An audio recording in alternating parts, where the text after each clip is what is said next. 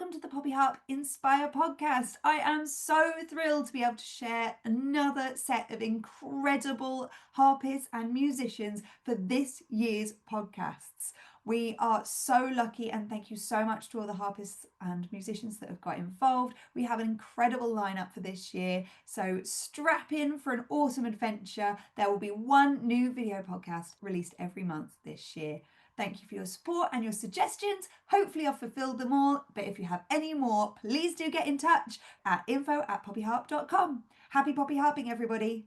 Something a little bit different today. We have the incredible Kirsty Devaney, who is a composer based in Birmingham, but also a music education specialist at the Royal College. It's an amazing podcast all about how you can get into music education, the troubles, the excitement.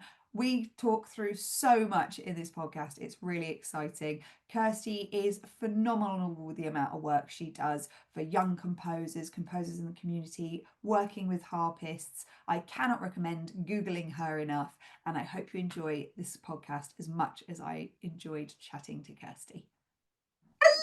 Kirsty, how are you doing? It's lovely to have you.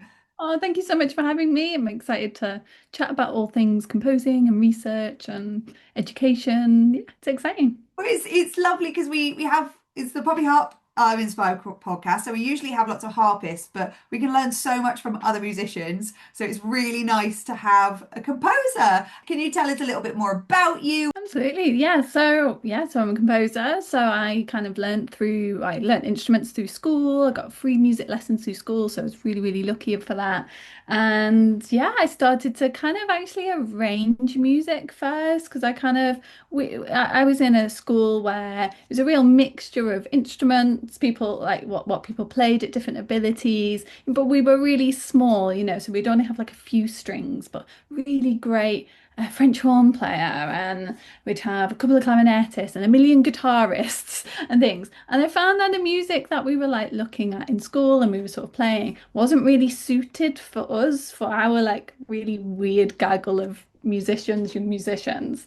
Like they normally wanted, a million strings and really, really hard string parts. So I started to rearrange the music so it was more tailored to our friends and the people in our groups. So I started like that, and then that kind of gradually moved into composing my own music as well. But I've always kept, even from that early days, what's really important to me as a composer is the people that I work with. So I really like my music to be really tailored to the ability and the interest of a group, and the uniqueness of a group. So even just from that early stage, I still do that in all of my work, my professional work, my works for young people. I didn't realise that you learned. I was the same, so I got free music lessons at school too. Not harp, unfortunately, but I piano and violin and singing, like all the others, I got free at school. And I don't. I think that's. Were you state school as well? Yeah, When I yeah. came to music college, I don't know whether you had a similar experience. We were at the same music college, but Mhm. I found it was a little bit trickier for me to understand the dynamic because I was coming from a state school. I don't know how you found that move. It was more of a Yeah. private school vibe, and the etiquette Mhm. of things is quite different. Yeah, definitely. I think I had this big fear of like, I didn't think I'd be good enough to get in. And then I didn't really know what conservatoires were. I thought, it sounds sort of fancy word. I'd never really seen one before. And then, but you could specialize and just compose all the time. And that's what I wanted to do. So I did get in. I applied and I did get in. And I was like, oh God, but I'm going to be the worst. I'm going to be the bottom. I had huge imposter syndrome, and I worked really, really hard.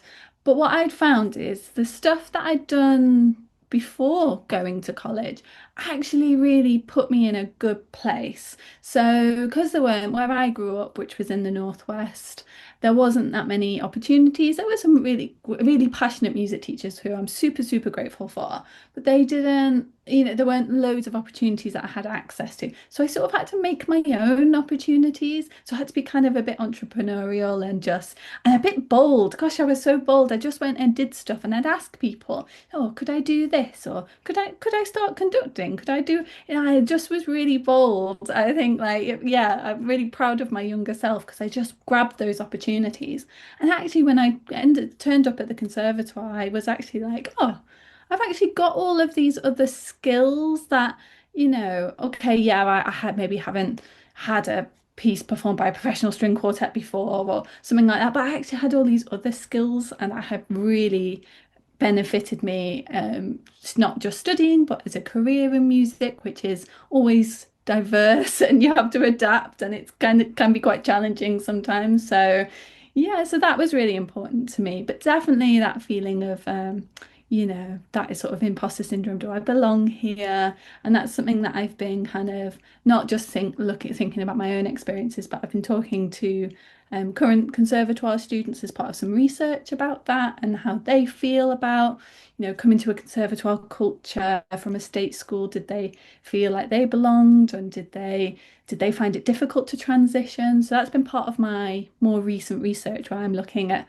kind of access in music and music education and yeah, is it accessible for everybody? So that research, when it comes out, because you teach at the Royal College, Yeah. education and music and education, Yeah, music. I'm a lecturer in music education. There Yeah. we go. So is that going to be accessible? Will be people will be able to read it? Hmm. How can they read it? When can they They read it? can. Yeah, so the full report. So it was only a small kind of little study to begin with, just to kind of, highlight some of these issues. It's a topic that hasn't really been explored before. So the full report is available online as a PDF, so there's no paywall. But yeah, I'm hoping to kind of get more things out about it and start working with colleagues to expand it and think, how do young people in this kind of really pivotal moment in their kind of career where they're going from, oh, music is fun and a hobby to going, actually, could I do this as a career? That bit in between is really important. So we need to really make sure that we're supporting, young people to kind of yeah, feel like that they can have a career in music and not just work within the industry, but also kind of challenge the industry and kind of make changes in the industry as well. I'm all for that. I will do some mad Googling and find that. That's brilliant. I'm going to read that because I definitely found that at music college. I felt exactly the same as you. I thought I was going to go in and I was going to be behind everybody else because I hadn't been to Mhm. a music school. I hadn't been to a private school where they had a big music department. I made sure I'd done uh, my piano exams and my theory exams. And I remember sitting there on the first day and they said, put your hand up if you've done grade five theory. And that just bamboozled me because I just presumed that everyone would have done grade eight theory and this and that. But you don't. It's yeah. Is that did you apply to different music colleges as well, or did you just apply to Birmingham?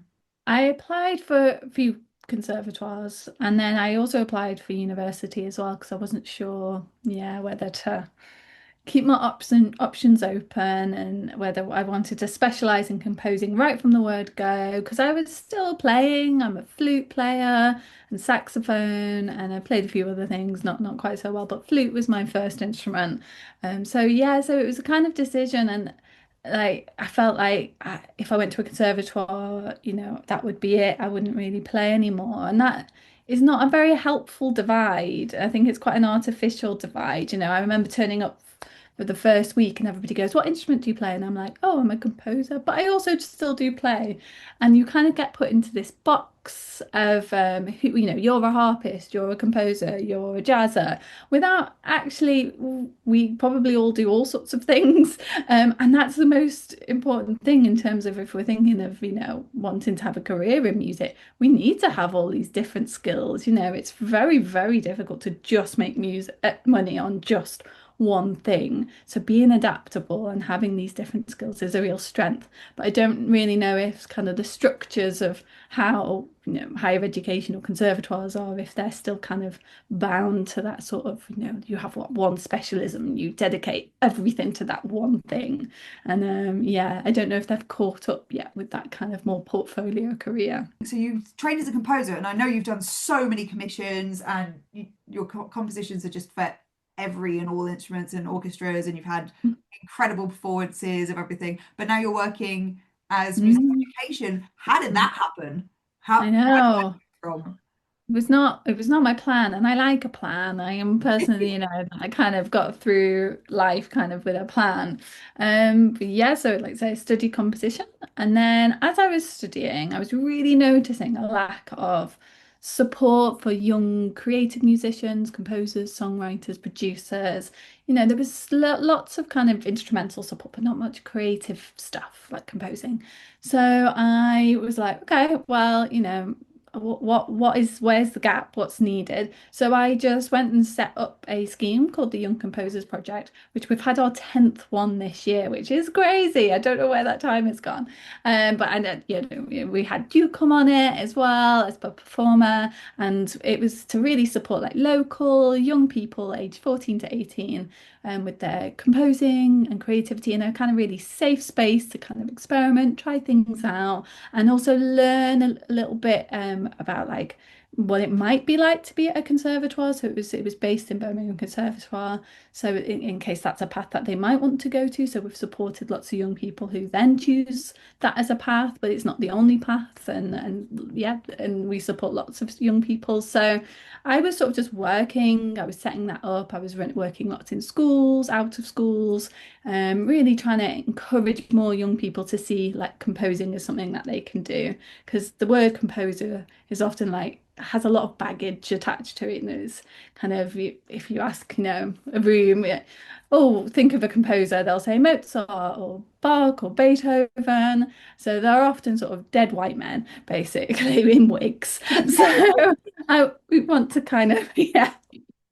So we want to kind of open that out. So I kind of have a whole range of different role models and different music creators and create music in different ways for them to look up to. So I was just working, doing all of that basically. And I remember we went to schools as well. You used to Mm, drive us to schools. Was that part of the Young Composers Project? That was a long time ago. I remember that. You gosh, yeah, I'd actually forgotten drive. about Or that bit. yeah, it was a big drive away. Where was that? Mm. So it's Stratford. Yeah, it felt like a really long drive, but that just could have been mine. Like my head Oh, going, oh, half an hour. yeah. It was just amazing what you managed to do, and the fact that you're still doing it now is just awesome. Yeah, so it was just sort of through doing all of that access work and educational work that I just loved. And for me, as a composer, I found it a really creative outlet as well, teaching. And I think it's for me, I needed that balance of like some of my own work and my own compositions, but also then like supporting young people to be creative and compose. And that balance for me was really great.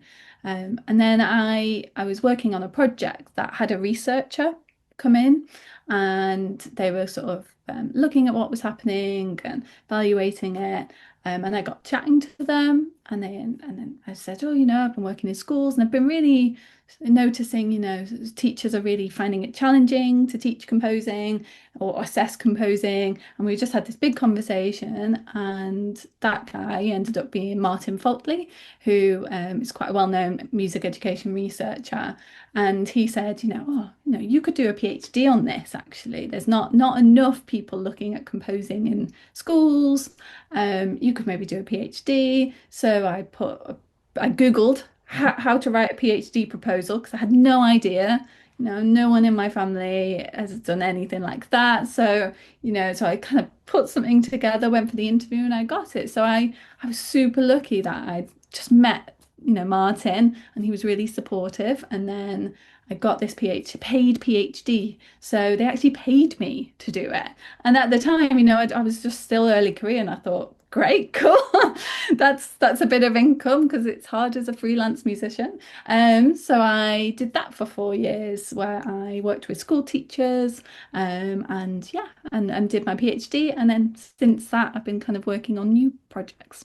It sounds so, you're making it sound so easy, but I do remember you doing PhD almost full time during the week. And then on the weekends, you'd be having a full day doing commissions, I think it was. And then Sunday, you do all the YCP stuff.